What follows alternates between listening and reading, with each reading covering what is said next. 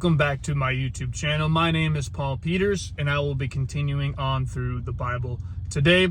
Took a couple another days off from uploading these videos. May 9th, our son turned 1 month old. May 10th was my birthday, and then May 12th, Sunday, was Mother's Day, so we celebrated that. It was my wife's first Mother's Day, so we had a pretty full and busy last couple days celebrating all those things. But I'm back, and today we will be reading 1 Kings chapters 2 and 3 from the New Living Translation. Before I do that, though, make sure you are subscribed and that you click that bell icon so you can get notified when I upload these videos. 1 Kings chapter 2. As the time of King David's death approached, he gave this charge to his son Solomon. I am going where everyone on earth must someday go. Take courage and be a man. Observe the requirements of the Lord your God and follow all his ways. Keep the decrees, commands, regulations, and laws written in the law of Moses, so that you will be successful in all you do and wherever you go. If you do this, then the Lord will keep the promise he made to me. He told me, if your descendants live as they should, and follow me faithfully with all their heart and soul, one of them will always sit on the throne of Israel. And there is something else. You know what Joab, son of Zeruiah, did to me when he murdered my 2 army commanders, Abner, son of Ner, and Amasa, son of Jether. He pretended that it was an act of war, but it was done in a time of peace, staining his belt and sandals with innocent blood. Do with him what you think best, but don't let him grow old and go to his grave in peace. Be kind to the sons of Barzillai of Gilead. Make them permanent guests at your table, for they took care of me when I fled from your brother Absalom. And remember Shimei, son of Gera, the man from Bahurim and Benjamin. He cursed me with a terrible curse as I was fleeing to Mahanaim. When he came down to meet me at the Jordan River, I swore by the Lord that I would not kill him, but that oath does not make him innocent. You are a wise man, and you will know how to arrange a bloody death for him. Then David died and was buried with his ancestors in the city of David. David had reigned over Israel for 40 years, 7 of them in Hebron and 33 in Jerusalem. Solomon became king and sat on the throne of David his father, and his kingdom was firmly established. One day, Adonijah, whose mother was Haggith, came to see Bathsheba, Solomon's mother. Have you come with peaceful intentions? She asked him. Yes, he said, I come in peace. In fact, I have a favor to ask of you. What is it? She asked. He replied, as you know, the kingdom was rightfully mine. All Israel wanted me to be the next king, but the tables were turned, and the kingdom went to my brother instead, for that is the way the Lord wanted it. So now I have just one favor to ask of you. Please don't turn me down. What is it? She asked. He replied, speak to King Solomon on my behalf, for I will know he will do anything you request.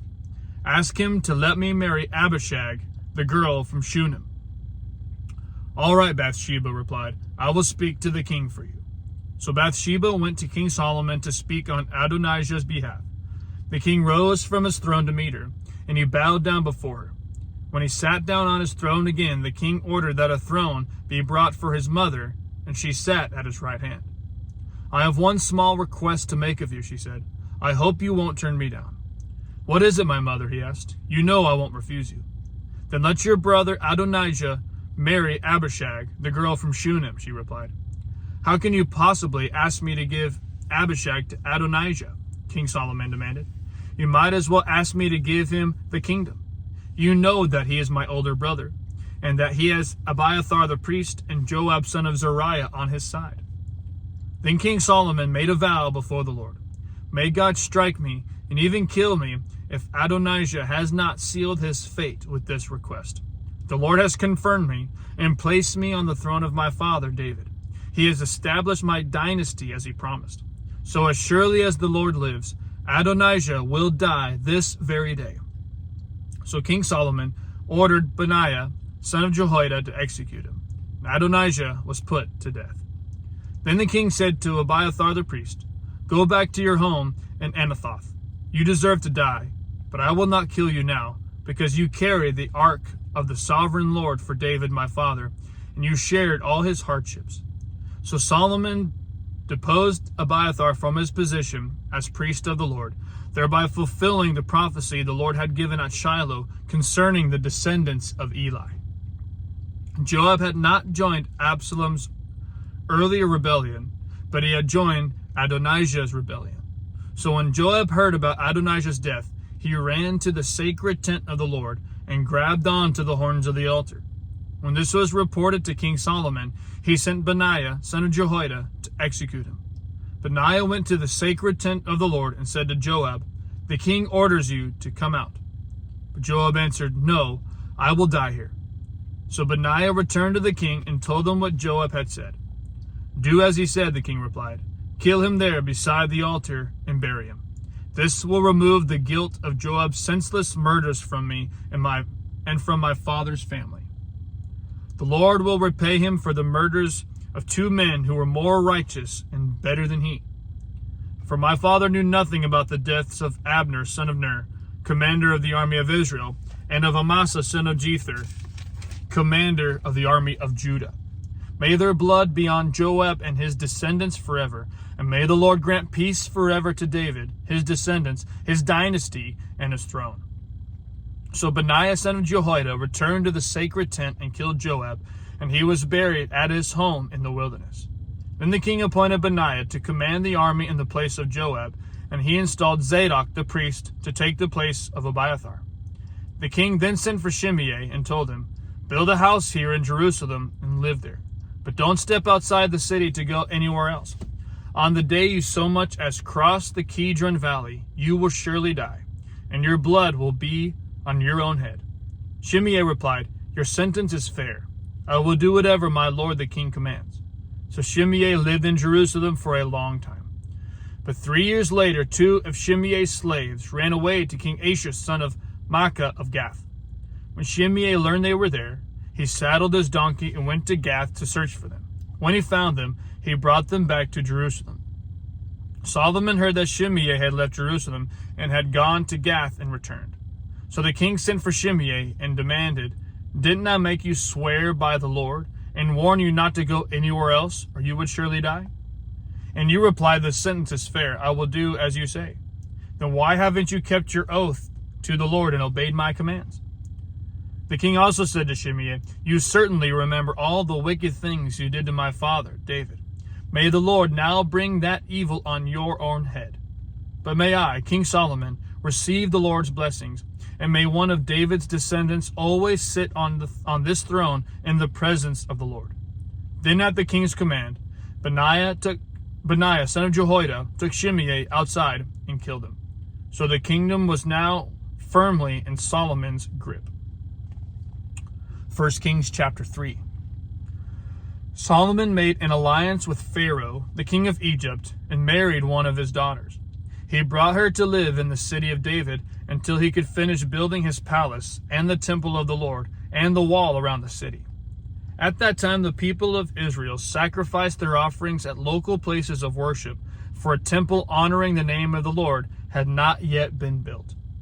Solomon loved the Lord and followed all the decrees of his father, David, except that Solomon, too, offered sacrifices and burned incense at the local places of worship.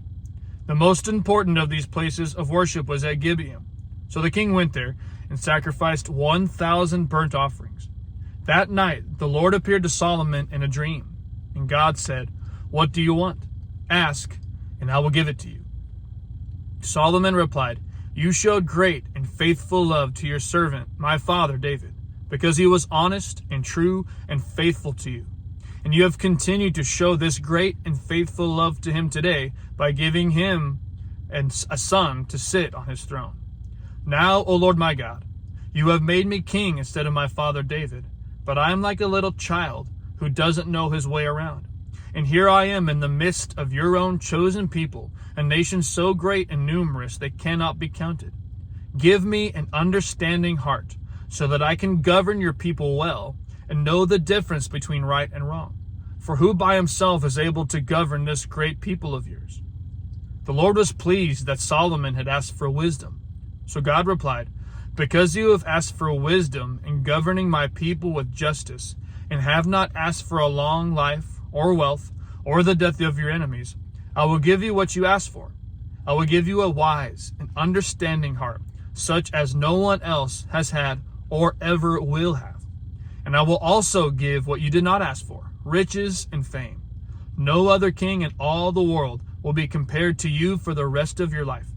And if you follow me and obey my decrees and my commands, as your father David did, I will give you a long life.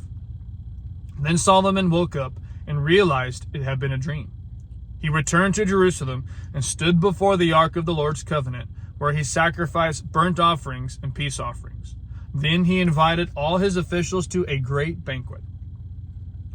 Sometime later, 2 prostitutes came to the king to have an argument settled. Please, my lord, one of them began, this woman and I live in the same house. I gave birth to a baby while she was with me in the house. 3 days later, this woman also had a baby. We were alone. There were only 2 of us in the house. But her baby died during the night, when she rolled over on it. Then she got up in the night and took my son from beside me while I was asleep. She laid her dead child in my arms and took mine to sleep beside her. And in the morning, when I tried to nurse my son, he was dead. But when I looked more closely in the morning light, I saw that it wasn't my son at all. Then the other woman interrupted, It certainly was your son, and the living child is mine. No, the first woman said, The living child is mine, and the dead one is yours. And so they argued back and forth before the king. Then the king said, Let's get the facts straight. Both of you claim the living child is yours, and each says that the dead one belongs to the other. All right, bring me a sword. So a sword was brought to the king. Then he said, Cut the living child in 2, and give half to one woman and half to the other. Then the woman, who is the real mother of the living child, and who loved him very much, cried out, Oh no, my lord, give her the child. Please do not kill him. But the other woman said, All right, he will be neither yours nor mine. Divide him between us. Then the king said, Do not kill the child, but give him to the woman who wants him to live, for she is his mother. When all Israel heard the king's decision, the people were in awe of the king, for they saw the wisdom God had given him for rendering justice. That concludes today's reading of the scriptures. Thank you so much for tuning in today. We will see you in the next video. Love you, and God bless.